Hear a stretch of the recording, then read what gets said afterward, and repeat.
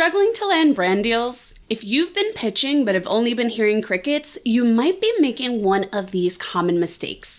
So let's fix that. Hi, I'm Jessie, the founder of Jessie on a Journey and Travel Blog Prosperity.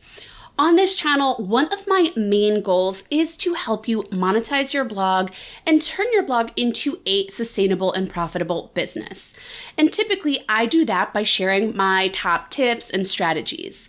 But today, we're going to do something a little bit different. I've invited my friend and fellow blogger, Anna Cook of Stuck on the Go, to teach a guest workshop sharing some of the top pitching mistakes that bloggers make and how to fix them. Anna is a micro-influencer who generates 40% of her income from sponsorships.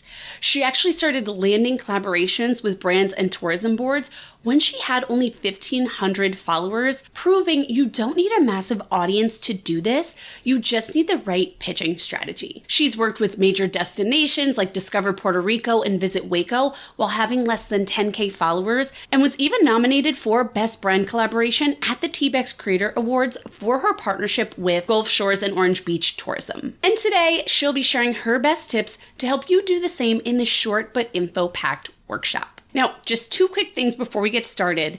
If you like this idea of guest workshops, make sure to subscribe to this channel as I've got a bunch more lined up. Additionally, I have created a cheat sheet to pair with this workshop.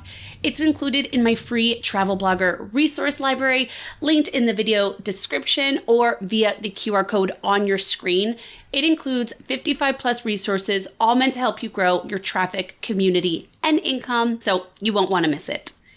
Feel free to even pause this video to go grab those resources and subscribe to the channel. You back? Then let's dive in. Thanks so much, Jessie, for inviting me to come on your channel and share about this topic. So one of the biggest things that bloggers struggle with when they first want to start working with brands or tourism boards or whatever company it is the pitching process. You know, whether that's struggling with what to say in your pitch, how to find who to send it to, or a variety of other problems. So today I want to talk a little bit about the 5 biggest mistakes that people make when they're pitching to brands and how you can fix those. So a little bit about me and my background. My name is Anna. I'm a travel blogger at Stuck on the Go, and I wear a lot of hats, you know, just like all of us. I am a content creator, freelancer, blogging coach. I'm also a travel agent, but 40% of my income comes from sponsorships. And the reason that this is like a little bit special, I guess, is because I kind of have a smaller audience. A lot of times people think with brand partnerships, you have to have, you know, a huge audience, like 100,000 visitors a month to your blog and 10K plus followers on Instagram, if not more. I feel like that's kind of the expectation a lot of times, but my audience is much smaller than that. When I first started working with, I primarily work with tourism boards and some brands, but when I first started working with tourism boards, I was only getting maybe 15,000 page views a month, and I was hit really hard by the Google updates, so I'm still only getting probably about the same at this point. But I continuously work with brands and destinations. I had about 1,500 followers on Instagram when I started working with destinations. Now I've got, I think, a little over like 4,500. So you really don't have to have tons and tons of followers, but you do have to know how to pitch the destinations and the brand. So let's go ahead and get started. The number one mistake that I see a lot of people make is not researching the brand. And brands can totally tell when you do this. I know like a lot of people want to find pitching templates, and that's totally fine if you want to use a pitch template to kind of like get an idea of what you want to say, but take those pitch templates and you have got to customize it to the brand, because the brand can absolutely tell when you're sending out a pitch to multiple companies and you're not editing that pitch at all. So here's kind of how you should go about researching those brands. Number one, go to their website, look at the About Us or Our Story. get a little bit of an idea of, how they got started. Another place to look is on if they have a page with their mission on it. And if you can connect with that, then that's going to be even more powerful in your pitch. Just showing that you have looked into them, what they're about and what they're trying to do, the maybe different nonprofits or different charities that they support, or just different initiatives that they're trying to support. And if you can connect with that, that shows that you've done your homework on them. And especially like if you support the same initiatives, that's where that's going to be really powerful in your pitch.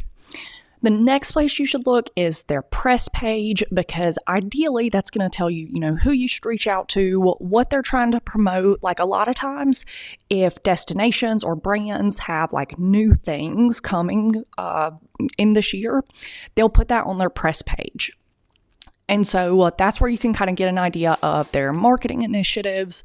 You can also probably find like past coverage from other media outlets. And so if they're linking to other blogs or influencers, that's a really, really good sign. But you can also kind of see like what past coverage they feel is important. And so like kind of you can figure out kind of what they're looking for out of the media coverage that they're getting. And then finally, take a look at their social media accounts. Try and figure out, okay, who is it that they're trying to market to? And you can get an idea of that based on like the settings of their photos. So, if it's an outdoor gear company, chances are the settings of their photos are going to be outdoors. They want to market to outdoorsy people. Look at who is in their photos. So are they trying to market to couples? Are they trying to market to families? Just kind of get an idea of, does your audience align with the types of people that they're trying to market their products to? And so what you want to do, you don't have to explicitly state any of this in your pitch. You want to kind of weave it in throughout. And so it's a little bit like nuanced, I guess. But I've already mentioned, the generic pitch templates. Like I said, I highly encourage you, like if you find a pitching template, like I said, totally fine, but make it your own.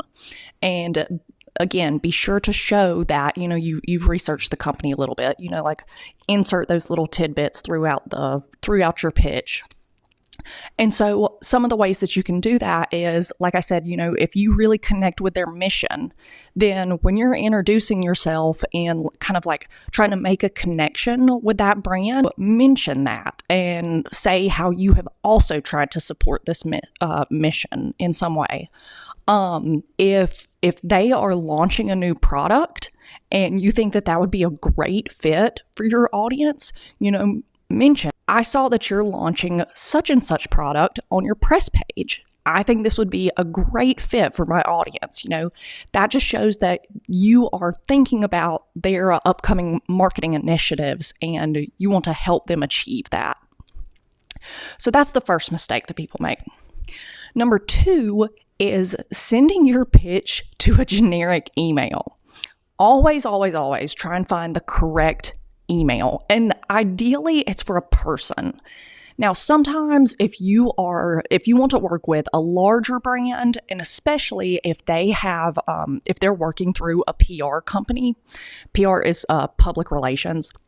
But if they're working through a major PR company, then a lot of times what you're going to find is they have a dedicated email for the specific brand. And so that's kind of the only time that I would send it to an email that's not a specific person. But on a similar note, once you find the correct email, please address the person by name when you're sending your pitch. So at the beginning, don't just say good morning or anything, like put, hello and then the person's name, and make sure you spell it correctly.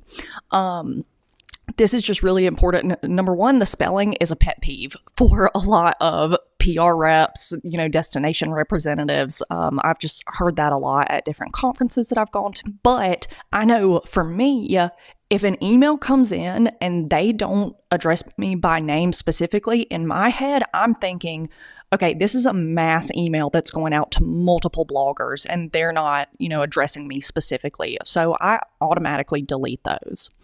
So that's why you kind of want to make sure that you're addressing the person so that you grab their attention right then, and again, don't make them think you're sending the same email out to multiple people. So how do you find the right person? Again, the press page, I don't know if you can tell, but the press page is very, very important to look at. Ideally, it has, the name and the email of the person that you need to reach out to. If not, maybe it links you to the PR company that you're supposed to reach out to. If they don't have that information on the press page, then I would start out with an Instagram DM. DM the company and just tell them, hi, I'm a content creator. I would love to work with you guys. Who can I reach out to that handles content creator partnership? Hopefully they'll respond and give you the correct email. If that doesn't work, maybe move to LinkedIn. Search the company, see if you can find someone in their marketing department. And then again, once you have found the correct person, address them by name. I cannot express how important that is and that you spell their name correct. So the third mistake is focusing the pitch only on what you want. You're pitching them, they know that you want something. What is going to land you the partnership is if you can focus on how you can help them. So the way that you do that is, again, by researching the brand and then really understanding your value proposition. And all that means is, what value you can bring to the partnership. And then you kind of marry those two needs. It's kind of, a two-step process. Number one, with understanding their needs. And all that is, what are their marketing goals? Figuring out who they're trying to market to, what they're trying to market, and then how can you help them reach those goals? So is it brand awareness? Do you reach a large audience and you can help get their product in front of large amounts of people? Is it a niche audience? So like for me, I cover a lot of outdoor adventures. So with hiking gear brands, kayaking, anything outdoors, that's going to be a great fit for my audience, even though my audience is, like I said, a little bit smaller.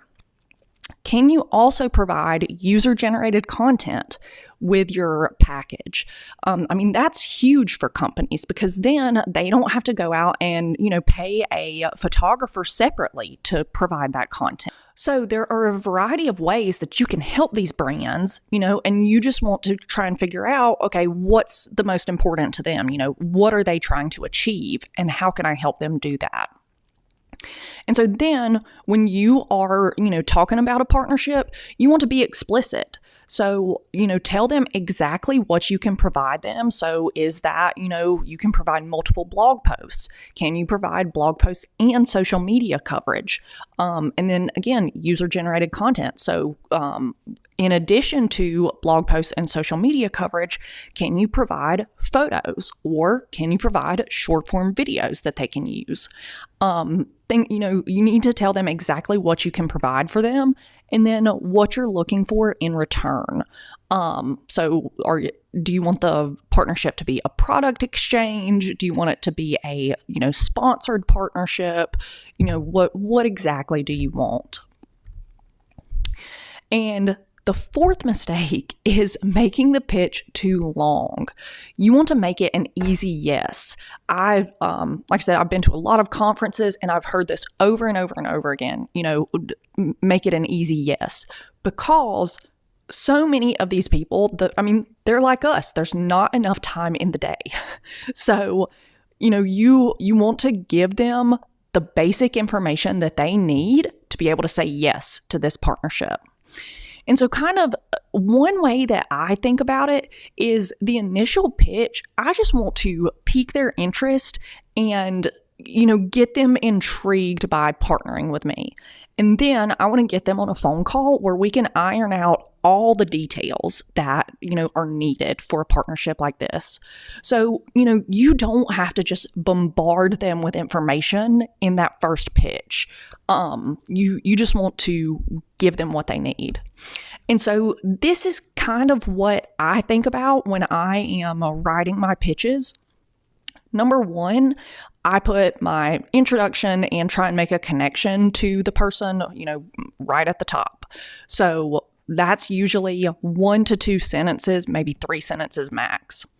Talk about why you're a good fit. So this is where, your research on the brand or company, and your value proposition come into play. So, what are they trying to achieve and how can you help them do that? And then go into your offer and the compensation you're looking for. And then include the call to action. So that actually brings me to the 5th mistake, which is forgetting a call to action.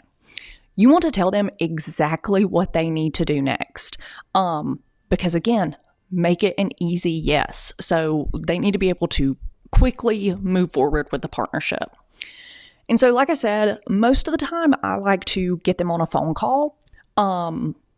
This is just because, I think phone calls make things so much easier to, instead of going back and forth multiple times with emails.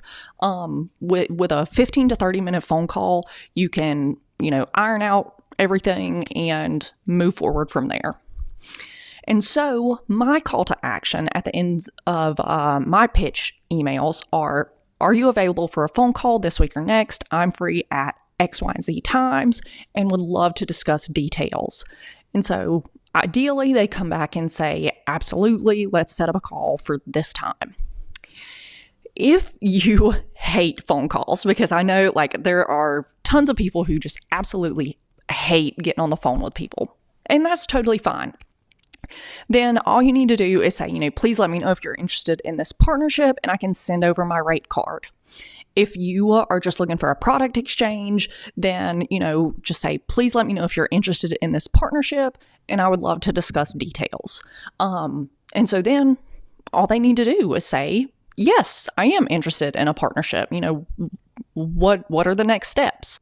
So I hope these tips were helpful and that you can use them the next time you sit down to send out a pitch to one of your favorite brands, and good luck. All right, now I hope you enjoyed this video. I hope you feel inspired and empowered to start pitching brands in tourism boards and landing paid collaborations. Don't forget to grab access to the free Travel Blogger resource library linked in the video description or via the QR code on your screen. There are a ton of resources in there on growing your community and increasing your blogging profits, including a brand pitching cheat sheet based on today's workshop. And of course, make sure to subscribe so you don't miss future videos sharing these strategies for bloggers who want to turn their blogs into profitable full-time businesses. Happy blogging!